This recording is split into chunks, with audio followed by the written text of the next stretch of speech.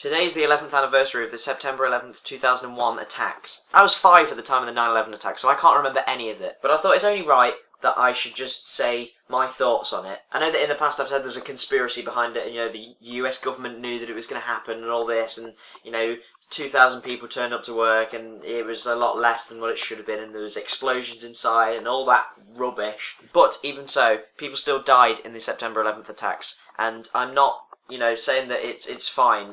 It's not.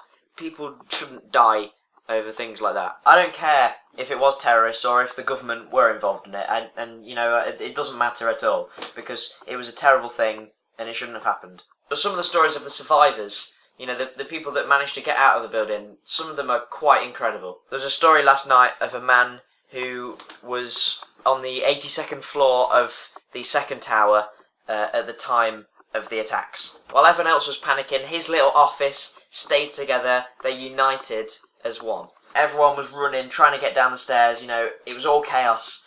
But his little office said, "You know what? We're not going to go yet. We're going to stay here because, if everyone just keeps on running out, we're going to block the stairwells. No one will get out." They heard the building next to them go down. So they thought, you know what?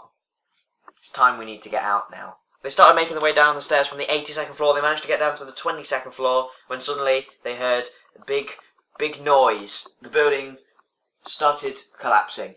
I can't quite remember his name. Something like Pasquale. He decided that he would crouch down in the stairwell and, took himself up just at the corner where the stairs go down to the next bit. So he tucked himself in the corner and just crouched there and stayed there. He could hear the building coming down and he felt the floor give way, and he thought that was it. He thought that was the end. His eyes closed, and the next time he opened them, it was 3 hours later. He was on top of the pile of rubble and had survived. Apparently it's to do with the air pressure and the amount of air that was all being pushed out sideways, that he was free falling, but the air was lifting him up, so it was cushioned as he hit the floor. Quite amazing, the stories of the survivors.